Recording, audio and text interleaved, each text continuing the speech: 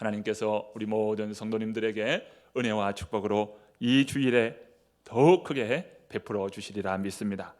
부활의 영광을 사는 우리 성도님들에게 부활하신 주님께서 평안을 말씀하시고 기쁨을 말씀하셨는데, 우리 모든 성도님들에게도 평안과 기쁨이 넘치시기를 기원합니다. 우리 주님 부활하심으로 캄캄했던 이 죽음의 밤이 지나고 생명의 새 아침이 밝았습니다. 부활의 새 아침은 새로운 창조의 날이요, 어둠을 몰아내는 새로운 빛의 날입니다. 하지만 여전히 절망의 시간을 보내는 이들이 있습니다. 이제 부활의 빛이 그들 속에 비칠 때 어둠의 자리를 떨치고 부활의 새 노래를 부르게 될 것을 믿습니다. 그럼에도 불구하고 우리는 여전히 해맑게 부활의 노래를 부르지 못합니다. 여전히 울고 있는 이들의 참담한 울음의 소리, 슬픔의 소식이 우리 귀에 들리기 때문입니다. 코로나로 인하여서 많은 사람들이 이 죽음과 사투하고 있습니다. 경제 대참사 속에 머물러 있습니다. 4월에는 4.19 혁명이 있었던 달이고요, 그리고 4월은 세월호 참사가 있던 달입니다. 세월에 갇혀 죽어갔던 자녀를 둔 부모에게는 이 4월에 기쁨, 감사를 잊은 채 살고 있습니다. 오늘 우리에게 부활은 무엇을 의미합니까? 하나님은 죄 가운데 가득 찬 세상에서 예수님의 부활을 통하여 새로운 희망을 주셨다는 것입니다. 우리 눈에 보이지 않는 곳에서 자라는 씨앗처럼 절망 가운데서 희망의 싹이 자라나고 있습니다. 주님은 우리를 죽음의 땅에 우뚝 세우셨습니다. 이 땅 가운데에 바로 새로운 꿈을 가지는 그 생명나무로 우리를 우뚝 세우셨습니다. 우리가 이제는 세상 영혼들의 그늘이 되고 그들의 의자가 되고 그들의 등받이가 되고 그들이 바로 설 수 있는 삶의 버팀목이 되어 줍시다. 오늘 본문은 너무도 잘 알려진 말씀입니다. 본문의 말씀을 재현하고자 합니다. 빈 무덤을 확인한 바로 그날입니다. 그날 오후에 두 제자는 엠마오로 향하여 터덜터덜 걸어가고 있습니다. 예루살렘에서 이 엠마오까지 거리는 20오리 되는 길입니다. 약 20오리는 10km입니다. 정상적인 그 성인 사람이 걸어가면 3시간쯤이면 걸어갈 수 있습니다. 이들이 도착했을 때에 이미 하루가 지난 밤이 다가왔기 때문에 아마 이들은 점심을 먹고 난 이후에 엠마오로 길을 나섰던 것입니다. 한 사람은 글로바인데 다른 한 사람은 이름을 알 수가 없습니다. 엠마오로 향하여 가는 이들의 마음이 착잡합니다. 왜냐하면 그들이 소망을 걸었던 예수님께서 이미 십자가에 못 박혀 돌아가셨기 때문입니다. 설상가상으로 그 시체마저 없어져 버렸다라고 하는 소식을 들었기에 그들의 마음은 착잡하기 이를 데 없습니다. 그들은 먼 길을 가면서 자신들이 그동안 겪었던 이야기를 하나하나 풀어 상기합니다. 그때 예수님께서 슬며시 그들과 함께 동행하십니다. 그들은 다른 사람이 자신들에게 가까이 다가오고 있다는 것조차도 잊은 채 자신들의 이야기에 열중하고 있습니다. 부활하신 주님이 그들과 함께 걷게 됩니다. 하지만 부활하신 주님이라는 것은 그들은 알아차리지 못합니다. 오늘 본문 16절 말씀을 한번 보십시오. 16절에 이렇게 기록합니다. 그들의 눈이 가리워져서 그인 줄 알아보지 못하거늘. 그들의 눈이 가리워졌다 이야기합니다.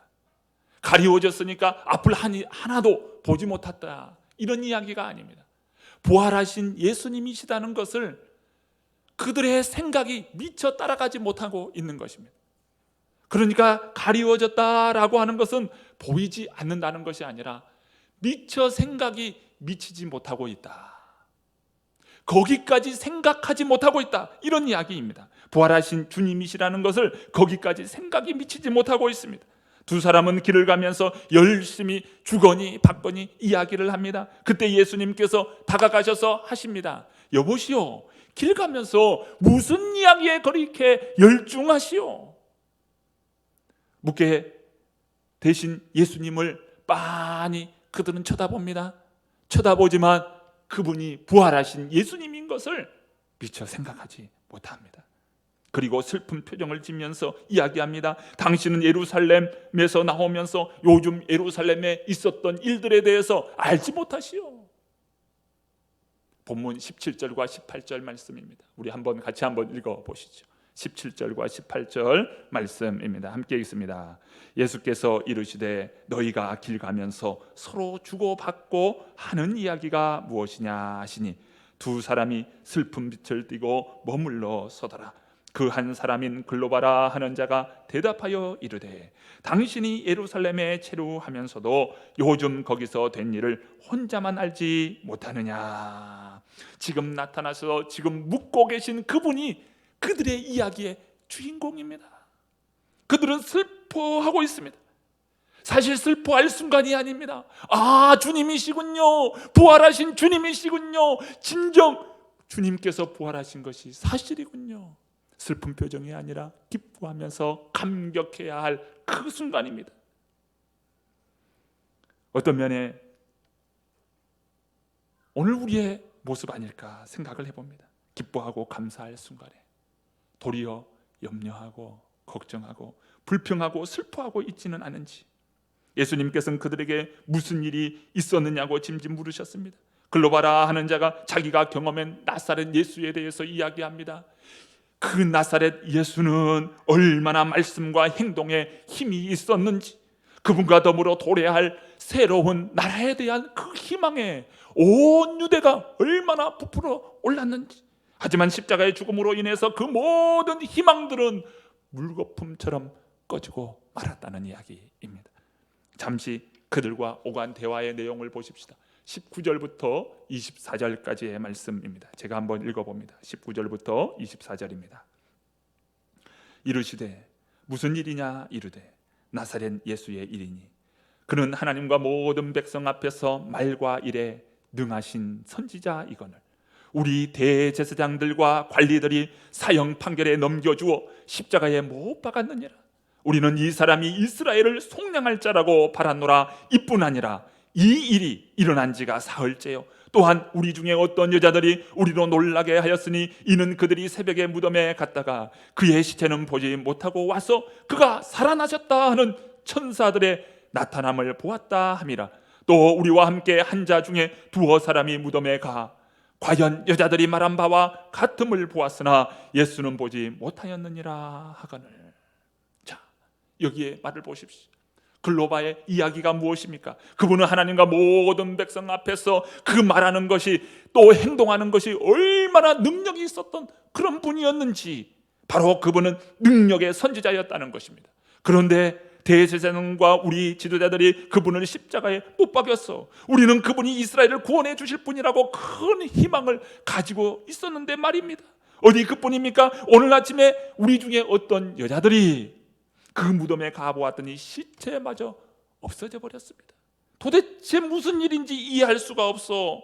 여자들이 새벽에 무덤에 갔다가 시체는 보지 못하고 그가 살아나셨다라고 하는 천사를 만났다는 소식은 우리가 들었어요.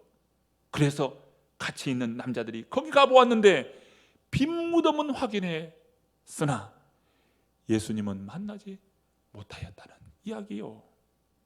그들은 부활을 허무맹랑한 이야기로 이해하고 있습니다. 살아계신 주님 앞에서 그들의 속마음을 그대로 털어놓습니다. 그때 예수님께서 하신 말씀이 무슨 말씀입니까? 본문 26절과 27절, 28절까지 우리 한번 보십니다. 25절부터 보십니다. 25절부터 27절까지 보십니다. 함께 읽습니다.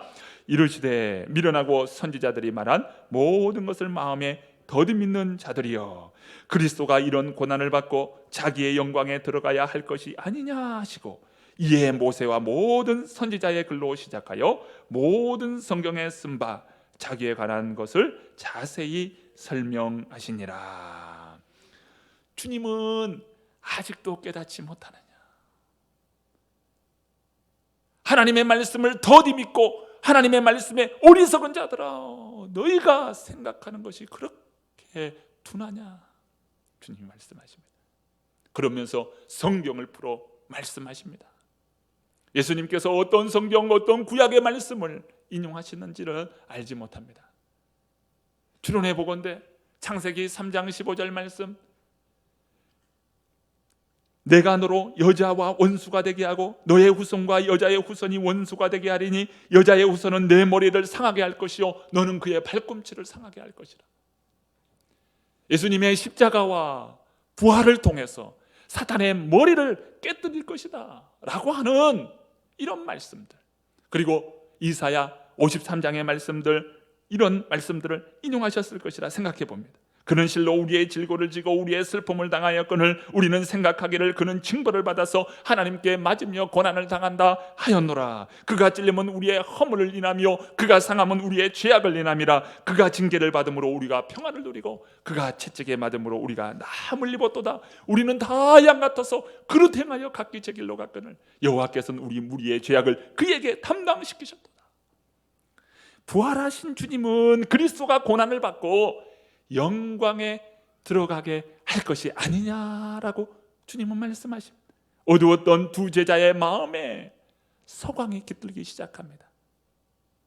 이런 이야기가 있습니다.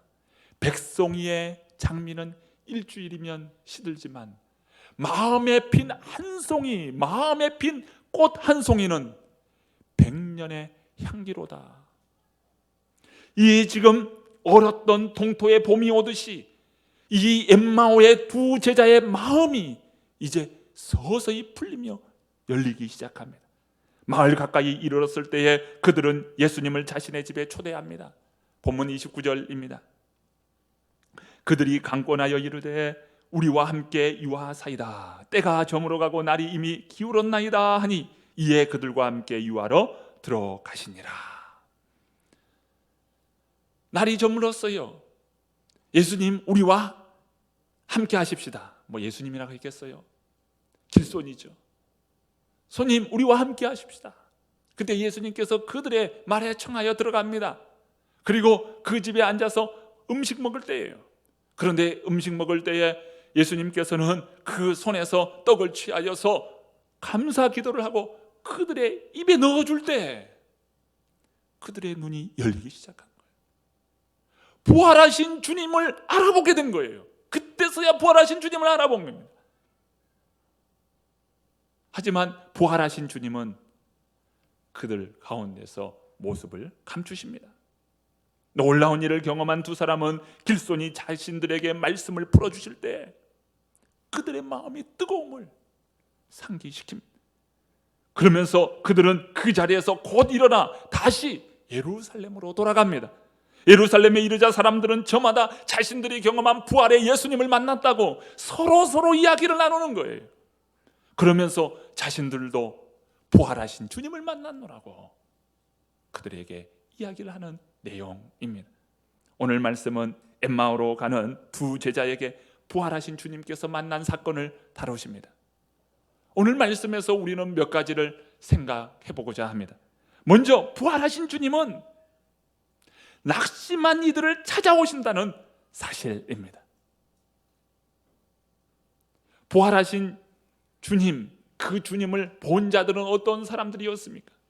가장 먼저 부활의 소식을 경험하고 부활의 그 주님을 만난 사람은 다름 아닌 여자들이었습니다. 당시 여자들은 법정에서 어떤 증거로서 진술할 때 법정 증인으로서는 합당하지 않는 자로 여겼습니다. 그런데 복음서는 예수 그리스도의 이 부활의 증인을 누구로 세웁니까? 바로 여인들을 부활의 증인으로 세웁니다. 여인들을 부활의 증인으로 세우는 것을 주저하지 않습니다. 사회적으로 소외된 그 여자들을 주님은 외면하지 않으신 거예요. 무덤에 울고 있는 이 여성들, 그러나 주님 앞에 정말 그 주님의 죽음 앞에서 차마 눈을 떼지 못하는 이 여인들과 주님은 함께 하셨습니다. 주님은 소외된 계층을 내세우셨습니다. 바로 이런 자들을 외면하지 않는 주님의 모습입니다. 우리가 생각해 볼 두 번째 사실은 글로바 일행이 낯선 이와 더불어 서스럼 없이 말씀을 주고 받았다는 사실입니다. 예수님에게 품었던 자기들의 기대와 좌절에 대해서 스스럼 없이 이야기를 나눕니다. 예수님은 그들과 함께 걸어가면서 성경을 바탕으로 진리의 말씀에 대하여 그들을 깨우치십니다. 그때 그들의 마음이 뜨거워졌어요. 여러분, 오늘 우리의 마음을 뜨겁게 하는 것이 무엇입니까? 여러분의 이야기 가운데 무엇이 여러분의 마음을 뜨겁게 합니까? 야, 먹고 살기가 너무 힘들다라고 하는 그런 이야기입니까? 아니면 세상의 그런 정치 이야기로 여러분의 마음이 뜨겁습니까? 우리의 마음이 무엇으로 뜨겁습니까? 무슨 이야기가 우리의 심장을 뜨게 만듭니까? 주님의 말씀이 우리의 심장을 뜨게 하는 말씀이기를 간절히 바랍니다. 이 시대에 하나님의 말씀을 심고 우리 심장에 하나님의 말씀을 꽂아야 할 때가 아닙니까? 세상 가치가 아니라 하나님의 나라의 꿈에 대한 그 비전에 오늘 우리의 심장이 뛰고 오늘 우리의 두 손, 두 발이 불끈불끈 힘이 솟는 은혜의 역사가 일어나기를 바랍니다. 오늘 우리는 말씀을 증거하고 나누기를 간절히 바라는 것입니다. 자, 오늘 말씀 속에서 세 번째는 낯선 일을 자기의 삶 속에 그 맞아들이고 음식을 함께 나누었다는 사실이에요. 참 이게 어렵습니다. 우리가 애써 외면하고 살았던 사람들에게 다가가서 그들과 함께 그들의 이야기를 들어주고 그들과 함께 음식을 나누는 것, 이것은 그리스도인들에게 최고의 도전이에요. 오늘 이 시대의 최고의 도전은 바로 소외되고 아픔과 슬픔 가운데 있는 그들의 친구가 되어주지 못하는 것, 이것이 기독교의 최고의 계명이 아닐까 생각을 해봅니다.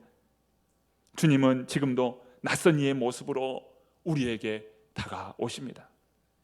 오늘 본문을 통해 네 번째 생각해 볼 사건은 부활하신 주님을 만난 이들은 함께 모여 자신들의 경험을 나누었다는 이야기입니다. 경험을 나눌 때 우리가 진리 안에 있다는 것을 재확인할 수 있습니다. 우리는 저마다 하나님을 만난 기억들이 있습니다. 하나님을 만나기 전에 죄악 가운데 방황했던 지난날의 오늘 우리들의 모습을 떠올려 보십시오. 하나님은 지난날 그 속에서 일하고 계셨고 우리를 끊임없이 부르고 계셨음을 그 가운데서 깨닫게 됩니다. 서로 나눌 때 나의 신앙을 새롭게 하는 계기가 됩니다. 그리고 이야기를 나누는 그 일로 머물러 있어서는 안 됩니다. 이제는 부활하신 주님의 손과 발이 되어서 부활의 증인으로 살아야 합니다. 이제 말씀을 마치려 합니다. 세월호 이 자녀를 먼저 떠나보낸 한 어머니 최선아 집사님의 이야기, 최선아 집사님의 기도의 한 대목을 소개하고 마치려고자 합니다. 창조주이시며 전능자라 불리는 당신께 기도드린 건 쉽지 않습니다. 몇 년 전 우리 아이들이 살려달라는 마지막 기도를 외면했었으니까요. 하나님께 등 돌리고 살고 싶었습니다. 그런데 어디를 가든 당신이 계시더군요. 더 이상 울 힘조차 없어 그저 멍하니 앉아 바다만 바라보던 팽목항에도, 차가운 시멘트 바닥에서 하늘을 보며 잠을 청해야 했던 국회에도, 내리쬐는 땡볕을 피할 그늘 하나 찾기 어려웠던 광화문에도, 하수구 냄새에 시달려야 했던 청운동 사무소에도, 침몰 지점이 바로 눈앞에 보이는 동거차도에도, 그리고 병든 몸을 이끌고 세월호가 누워있는 목포 신항에도 당신은 계셨습니다. 이름도 모르고 얼굴도 몰랐던 분들이 눈물 가득 고인 눈으로 다가와서 안아주시며 같이 울어주시는 따뜻함에서 당신을 느낄 수 있었습니다. 그때 우리 아이들이 살려달라고 당신께 기도할 때 그 기도 좀 들어주시지, 왜 우리 아이들이 없어진 지금 모르는 사람들을 통해 당신을 드러내시나요? 우리는 이 물음에 답할 수 있어야 합니다. 오늘 우리에게 있는 두 손을 내밀어 상처난 그들의 손을 잡아줍시다. 바울 사도는 우리 몸을 거룩한 산 제물로 드리라. 이것이 하나님께 드릴 합당한 예배라고 말씀합니다. 아픔의 자리, 찢김의 자리, 수치와 모욕의 자리에서 울고 있는 이들 곁에 다가섭시다. 이때 비로소 하나님의 나라를 보게 되고 경험하게 될 것입니다. 우리는 확신합니다. 죽음은 생명을 이길 수 없습니다. 증오는 사랑을 무력화시킬 수 없습니다. 어두움은 빛을 삼킬 수 없습니다. 거짓은 진실을 가릴 수 없습니다. 어느 시인이 이러한 이야기를 하더군요.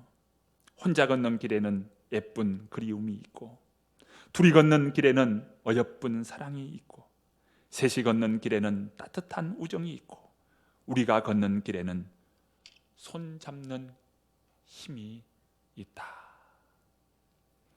우리가 살아가는 길에 주님과 동행하며 부활의 증인으로 삽시다.